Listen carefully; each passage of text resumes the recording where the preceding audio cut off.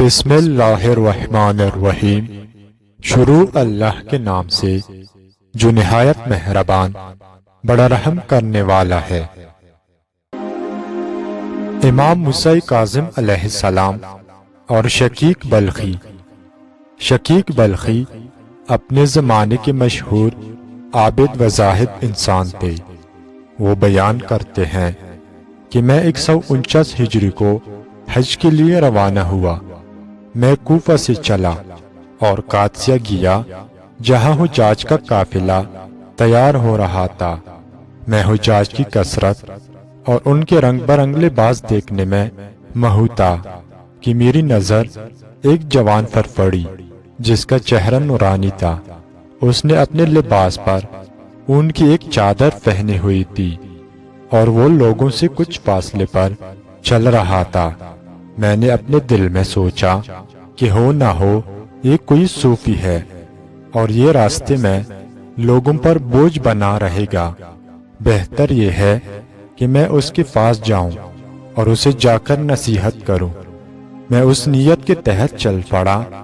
جب میں اس کے قریب پہنچا تو اس نے میرا نام لے کر فرمایا، شقیق اللہ تعالیٰ فرما رہا ہے، اے ایمان والو، زیادہ گمانوں سے پرہیز کرو، بعض گمان گناہ ہوتے ہیں۔ یہ کہہ کر وہ چلا گیا۔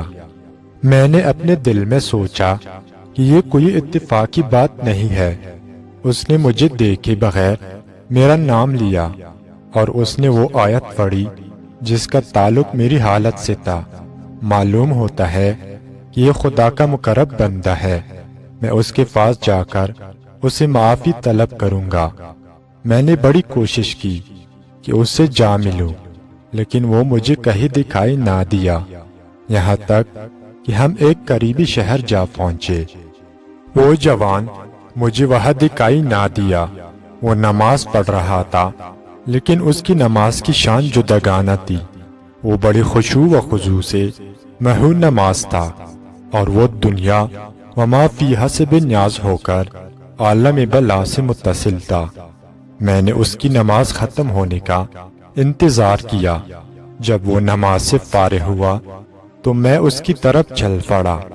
ابھی میں اس کے پاس پہنچا نہیں تھا کہ اس نے مجھے آواز دے کر قرآن کریم کی یہ آیت تلاوت فرمائی، جو بھی توبہ کرے اور ایمان لائے اور نیک عمل کرے پھر راہ ہدایت پر چلے تو میں اس کے لیے بہت زیادہ بخشنے والا ہوں۔ اس بار بھی جوان نے میرے معافی ضمیر کی صحیح ترجمانی کی تھی، جس سے مجھے یقین ہو گیا کہ یہ خدا کے مقربین خاص میں سے ہے اور یہ اس مقام پر پہنچ چکا ہے جہاں انسان لوگوں کے دلوں کے رازوں کو جاننے لگتا ہے۔ اس کے بعد میں نے اس جوان کو مینا میں دیکھا۔ وہ ایک کنویں سے پانی بھر رہا تھا۔ اس کے ہاتھ میں رسی تھی۔ اچانک رسی اس کے ہاتھ سے چھوٹ گئی اور ڈول رسی سمیت کنویں میں جا گرا۔ اس وقت جوان نے اپنے ہاتھ آسمان کی طرف بلند کیے اور کہا، اے اللہ، تو ہر چیز پر قادر ہے۔ تو ہی ہے جو مجھے پانی پلاتا ہے اور کھانا کھلاتا ہے اور وہ تمام چیزیں جن کی میں تجھ سے تمنا کرتا ہوں۔ پھر میں نے عجیب منظر دیکھا۔ کنویں کے پانی میں تلاطم پیدا ہوا اور پانی اتنا اوپر آ گیا کہ جوان نے پانی سے اپنا ڈول نکال لیا۔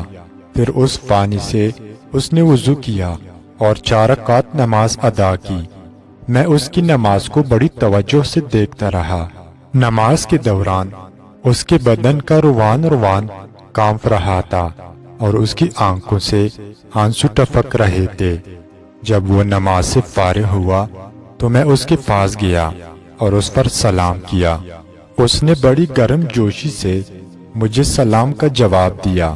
میں نے جوان سے کہا کہ آپ اس ڈول کا بچا ہوا پانی مجھے پلائیں۔ جوان نے کہا، اللہ نے ظاہری اور باطنی نعمات ہمارے دستے تصرف میں رکھی ہے اور یہ سب کچھ عبادت اور نیک اعمال کا صلہ ہے۔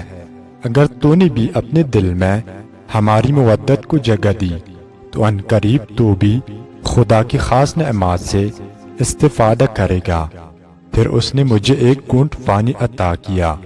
میں نے پیا تو یوں لگا جیسے میں نے خالص شہد پیا ہو، اور میں قسم کھا کر کہہ سکتا ہوں کہ میں نے اپنی پوری زندگی میں اس سے بہتر مشروب کبھی نہیں پیا تھا۔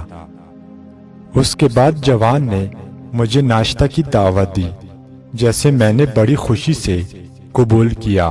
میں نے اس جوان کے ساتھ مل کر سادہ غذا کھائی، لیکن اس میں اتنی لذت تھی کہ میں نے آج تک اس سے زیادہ لذیذ کھانا کبھی نہیں کھایا تھا۔ اس کے بعد وہ جوان میری نگاہوں سے غائب ہو گیا، یہاں تک کہ ہم مکہ پہنچ گئے۔ ایک رات جبکہ آسمان پر بادل چھائے ہوئے تھے اور ستارے دکھائی نہیں دیتے تھے، میں نے اس جوان کو نصف شب کے وقت چاہے زمزم کے قریب دیکھا۔ وہ خشوع و خضوع سے نماز پڑھ رہا تھا اور اس کی آنکھیں بادلوں کی طرح برس رہی تھی۔ وہ اتنا رویا کہ اس کا چہرہ، اس کا لباس آنسوؤں سے تر ہو گیا۔ طلوع فجر تک وہ نماز میں مصروف رہا۔ صبح ہوئی، مؤذن نے اذان فجر دی تو اس نے نماز فجر ادا کی، پھر خدا کی تسبیح کی، پھر اس نے زمین پر سجدہ کیا اور کافی دیر تک سجدے میں رہا۔ پھر اس نے سجدے سے سر اٹھایا اور بیت اللہ کا طواف کیا اور کعبہ سے نکل آیا۔ میں اس کے پیچھے چل پڑا۔